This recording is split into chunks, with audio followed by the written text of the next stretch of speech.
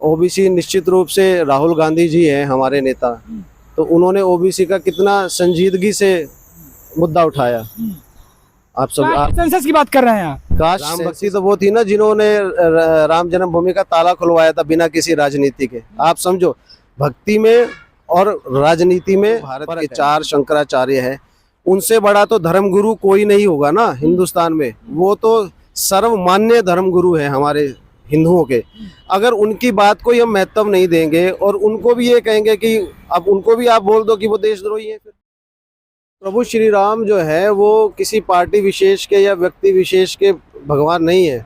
वो जितने भी हम भारतवासी हैं उन सभी के भगवान हैं, सभी के मन में उनके लिए श्रद्धा है, सभी के दिलों में बसते हैं। प्रभु श्री राम के नाम पे राजनीति हो रही है, भक्ति की तो कोई बात कर ही नहीं रहा। ठीक है ना। प्रभु श्री राम भक्ति का विषय, ज्ञान का, ध्यान का विषय।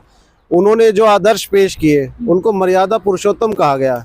उनके बताए हुए, उनके दिखाए हुए जो आदर्शों पे तो कोई चलना चाहता नहीं है, बस उनके नाम से राजनीतिक रोटियां सेकी जा रही हैं। आपको लगता है राजनीति हो रही है उनके नाम पे? जी जी, आप देखिए जो हमारे जो 4 शंकराचार्य हैं, ठीक है, वो सबसे बड़े हमारे सनातन धर्म के हिंदुस्तान में उनको बोला गया है। जो महंत बोलो या संत बोलो, आप जो भी बोल सकते हो, वो भी नहीं जा रहे हैं इसमें। क्योंकि आज भी आप देखोगे जगह जगह इंटरव्यू हो रहे हैं जो शंकराचार्य जी के, वो यही बोल रहे हैं कि अभी ये मंदिर अधूरा है, अभी मंदिर पूरा नहीं हुआ है। और अधूरे मंदिर में किसी भी तरह की प्राण प्रतिष्ठा करना वो शुभ नहीं होता, और ये शास्त्रों के विरुद्ध भी है। ना ये शास्त्र सम्मत है, ना ये तर्क संगत है। कहीं से भी ये जो है शास्त्र जो है इसकी समर्थन नहीं करते। लेकिन जो मुहूर्त निकालने वाले थे वो भी तो कहीं ना कहीं एक पंडित ही है, ब्राह्मण ही है, उन्होंने वेदों का अध्ययन किया होगा तभी तो मुहूर्त निकला है। शंकराचार्य जी ने इसके बारे में भी बोला है कि ये जो मुहूर्त जो है उनको बोला गया कि आप जनवरी में मुहूर्त निकालिए, तो आप किसी विद्वान को कहेंगे जी हमें इस महीने में मुहूर्त निकाल के दे दीजिए, वो दे देंगे। अगर आप मंदिर पूरा होने के बाद मुहूर्त निकलवाते तो वो तब का भी मुहूर्त देते। ये तो मान लो अगर किसी पंडित को, विद्वान को आप कहोगे तो वो उस समय मुहूर्त निकाल के देगा। उनको भी यही कहा गया कि आप जनवरी में निकाल दीजिए, उन्होंने जनवरी का मुहूर्त निकाल के दे दिया। इसमें क्या बड़ी बात है? ऐसा नहीं है कि अब मुहूर्त आएगा ही नहीं 22 जनवरी के बाद, ऐसा नहीं है। उनको बताया गया कि आप जनवरी में दे, उन्होंने जनवरी का मुहूर्त दे दिया।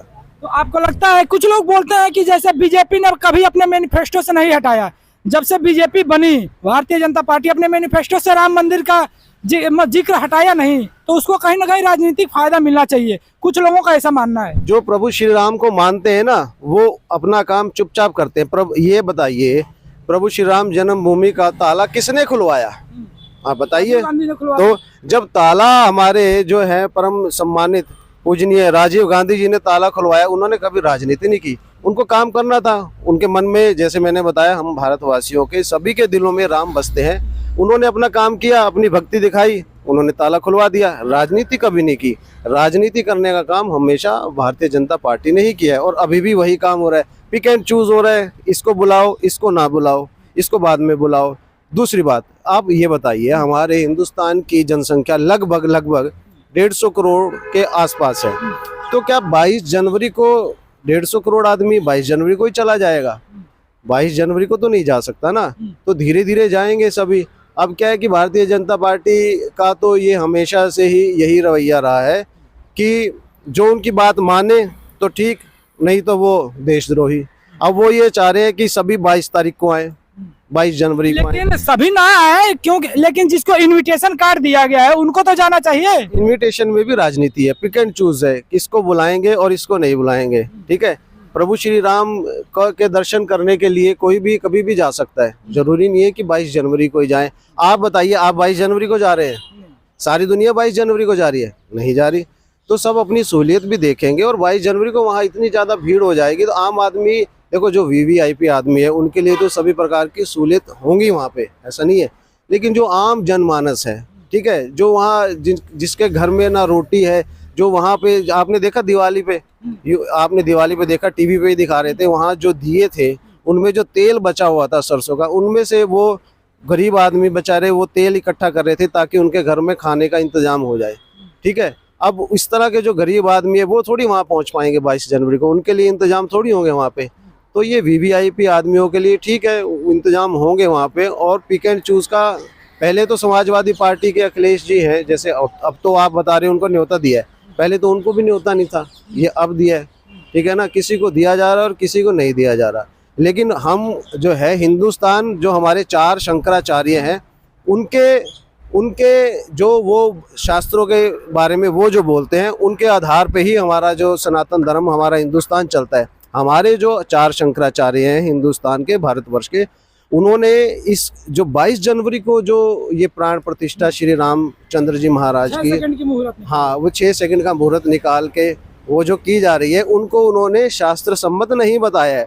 और सदा से ही, आज से नहीं, युगों युगों से हमारा हिंदुस्तान में शंकराचार्य, जो हमारे आदि 4 शंकराचार्य, उनकी बात को ही महत्व दिया जाता है। लेकिन कुछ टीवी चैनल के पत्रकार जो मेन स्ट्रीम में बैठे हैं, टीवी चैनल वाले, उन्होंने बोला है कि कांग्रेस ना जाकर के मुस्लिम कार्ड की राजनीति कर रही है। नहीं, देखिए क्या है कि मीडिया, हमारे जो मीडिया के भाई हैं, वो भी अभी जो है वो निष्पक्ष पत्रकारिता अब नहीं हो रही। आप देखिए ना, अभी जो मैंने बताया, शंकराचार्य की तो बात मानेंगे। जो आप ये बताइए, हमारे जो भारत के 4 शंकराचार्य हैं, उनसे बड़ा तो धर्मगुरु कोई नहीं होगा ना हिंदुस्तान में। वो तो सर्वमान्य धर्मगुरु है हमारे हिंदुओं के। अगर उनकी बात को हम महत्व नहीं देंगे और उनको भी ये कहेंगे कि अब उनको भी आप बोल दो कि वो देशद्रोही है, फिर बोल दो, क्योंकि वो बीजेपी के खिलाफ बात कर रहे हैं। बीजेपी अगर कोई गलत, मान लो बीजेपी कोई गलत काम कर रही है, उसके खिलाफ वो बोल रहे हैं, वो यही कह रहे हैं कि ये गलत हो रहा है।